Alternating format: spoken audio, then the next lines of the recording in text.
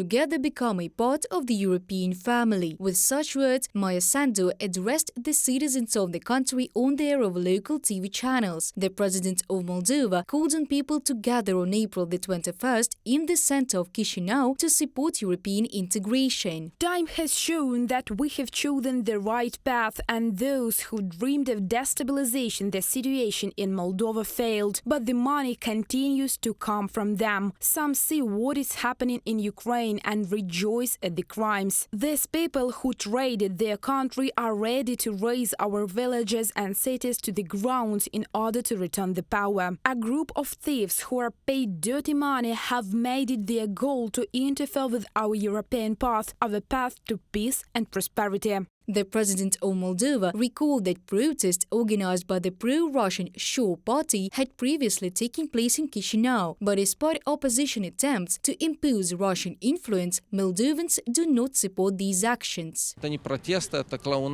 These are not protests, this is clowning. Here we are not talking about democracy. When they go through villages, go through small towns, just like, sorry if I offend someone, but like the cattle of man. They are paid money, so let's go to Chisinau. There you will sit and shout something. According to opinion polls, Moldova's accession to the European Union is supported by the overwhelming majority of the country's citizens, more than 70%. At the same time, the number of those who are in favor of rapprochement with Moscow does not exceed 25%.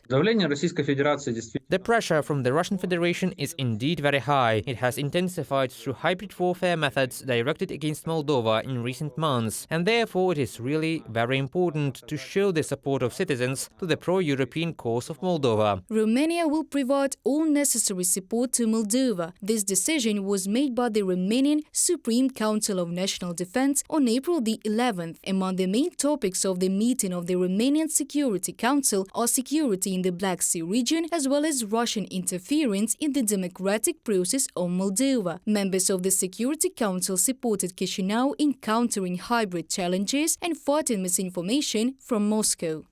Since the beginning of the war near our borders, Moldova has been under multilateral pressure to weaken the support expressed by its citizens for a firm pro-European cause, reforms, democracy and prosperity. In addition, Moldova is the target of hybrid destabilizing actions, in a press release from the presidential administration of Romania.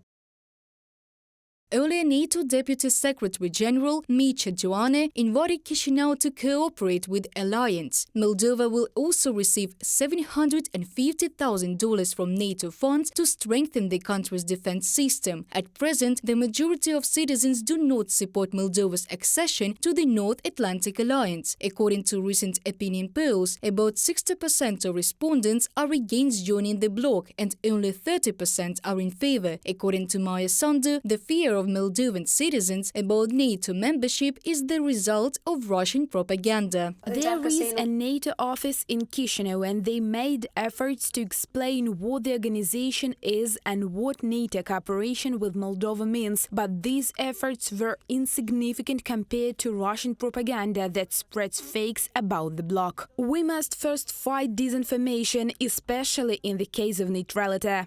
Earlier, President Maia Sandu said that the Kremlin planned to organize a coup d'etat in the country, in particular with sabotage and the involvement of people with military training. The goal is to bring to power a government loyal to Russia. Ukrainian intelligence became aware of the plan of the Russian special services. Then, for security reasons, Moldova closed its airspace for several hours. Russian attempts to destabilize the situation in Moldova pushed the government of the country to start talking seriously about abandoning the neutrality status fixed by the constitution of the country. Reported by Diana Kolesnik, Христина Домбровська, UATV News.